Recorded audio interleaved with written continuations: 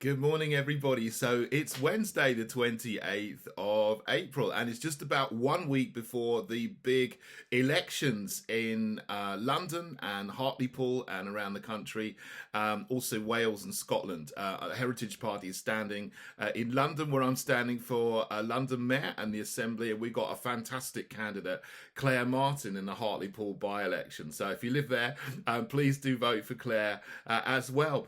I want to say a little bit about what I think's going on at the moment in terms of COVID and lockdown, because last Saturday I was out at the big Freedom Rally in London, and it was a fantastic day. 100,000 plus people there, and hopefully most of you will have seen the footage and video of the day, which was done by Oracle Films. Absolutely beautiful film that they made of everyone there in London standing together and marching for freedom. What I think is going on is this, and you might say that I'm a little bit of a conspiracy theorist. I'm not. I'm just looking at dates and things and messages that are being put out. So we've started so-called easing of the lockdown by the Johnson regime. You can go and sit in a pub garden next month in May. I think it's May the 17th, where we should be allowed to go inside in a pub as long as you wear a mask and you do track and trace and you get past the goons on the door, which is not actual real freedom, but there you go. And supposedly on June the 21st, England at least is going to open up completely, and we're going to get rid of all the coronavirus restrictions, although they're saying, well, that might not happen. Let's look at sort of timings of what's going on here. So we've got the elections, as I said at the beginning, on the 6th of May. So they're going to go ahead. I mean, earlier this year, I thought that they would pull them, but there was a big backlash and pushback on that. So they're going to go ahead.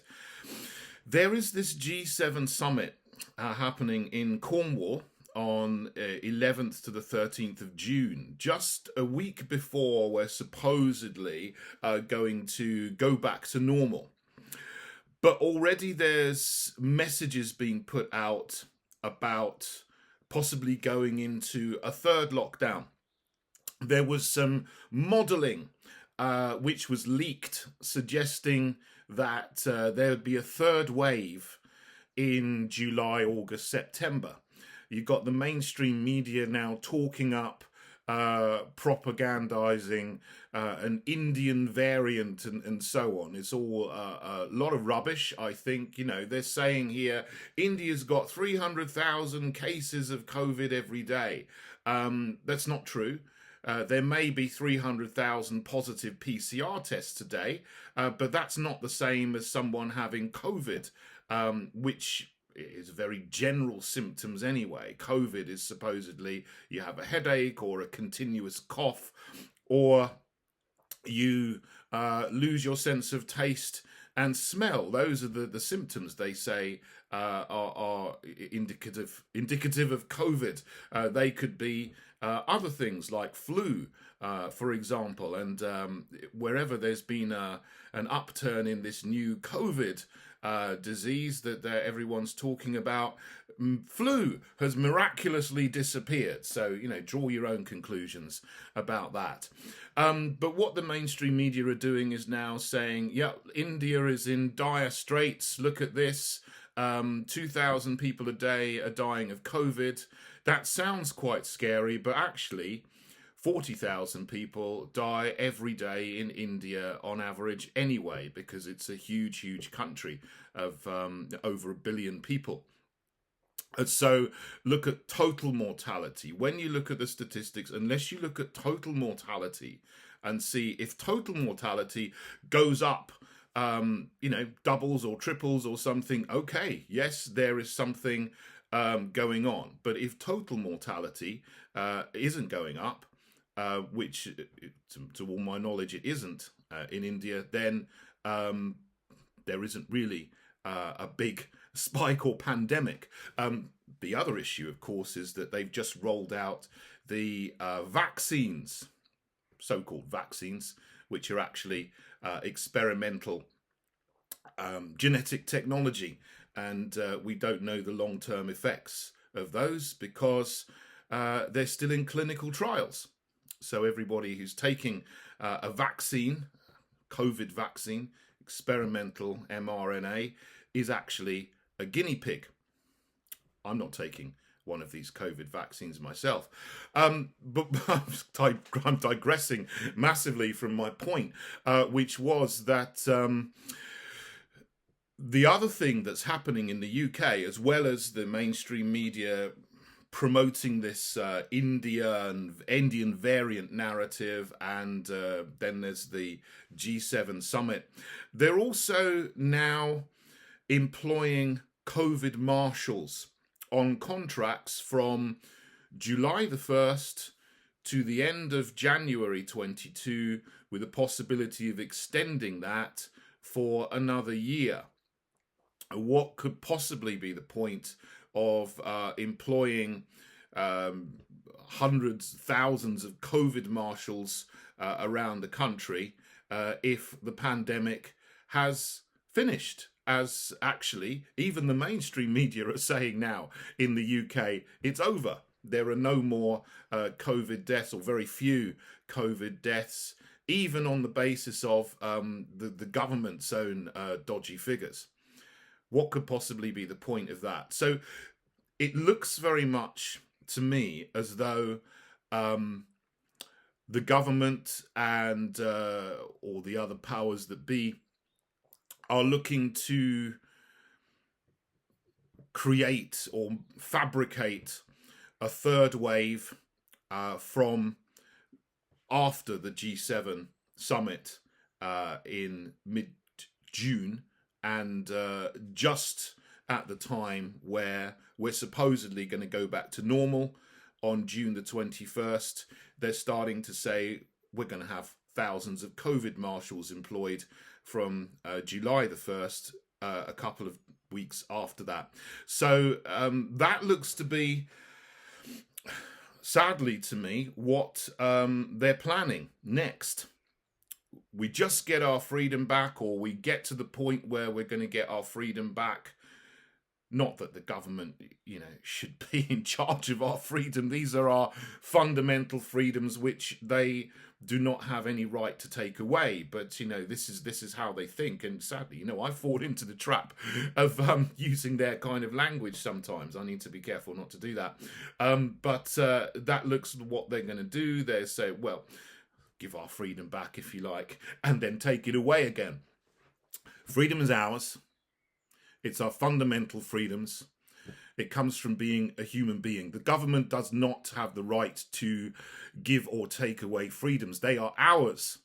But they think in terms of consent in a different way to us. They think that they can do whatever they like and impose whatever restrictions they can upon us. And if we comply, we've given our consent. That's how they think. So we all need to stand up and say we do not consent. And the march last Saturday was a fantastic demonstration of not consenting to legally repugnant restrictions which take away our fundamental freedoms. We have an opportunity on the 6th of May to vote. Vote for me, please, in London. Vote for the Heritage Party. I was at the big march demo in Trafalgar Square on September the 19th last year, and I know 30,000 people were there, and I gave a short speech there, and I said I was going to start a political party to fight for freedom, and I have done, and that's the Heritage Party. So as I said at the beginning, we're standing in London, we're standing in Hartlepool, we're standing in local elections in a number of seats around the country, Woking, Newark, etc. And please vote for us where you can. Because if I'm London Mayor, I will implement non-enforcement of these COVID regulations in London. So you'll be free to live your lives as normal in London. If you vote Labour, or you vote Tory, or you vote Green, these established parties, you won't get your freedom back. They will just toe the government globalist line. I won't. I'll give you your freedom back. Not that's mine to give, I'm using that kind of thought again. But, I will stop the Metropolitan Police from undermining our fundamental human rights and our fundamental freedoms. So that's a chance to act politically to restore freedom.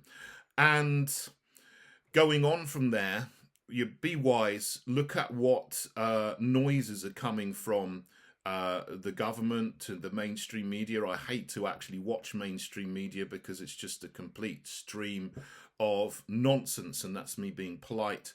But you can see what is going on. But then look at Florida, look at Texas, look how wonderful those states are. They've got good governors who have refused to go along with the globalist plans. They've unlocked, they did lock down for a bit, but they've unlocked. They've said, go about your business as normal.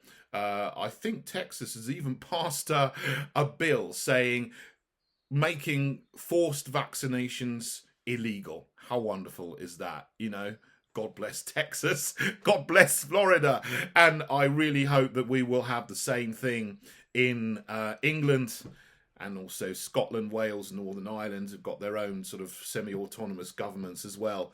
And, my heart goes out to New Zealand at the moment, that we seem to have lost from the English-speaking world, if you like. It's still in the English-speaking world, but it seems to have gone totally, it's been totally captured by the Chinese Communist Party, World Health Organization, global cabal.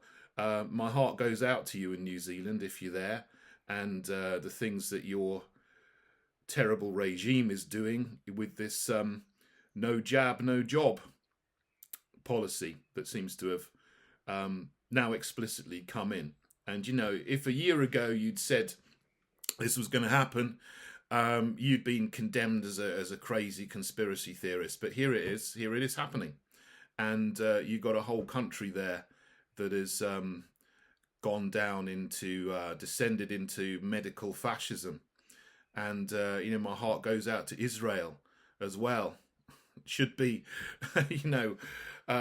not doing. If there's any country that shouldn't be putting in these sort of tyrannical digital identity, vaccine, passport systems, should be Israel. But there you go. It is what it is. Keep fighting, everybody. Keep standing up for freedom.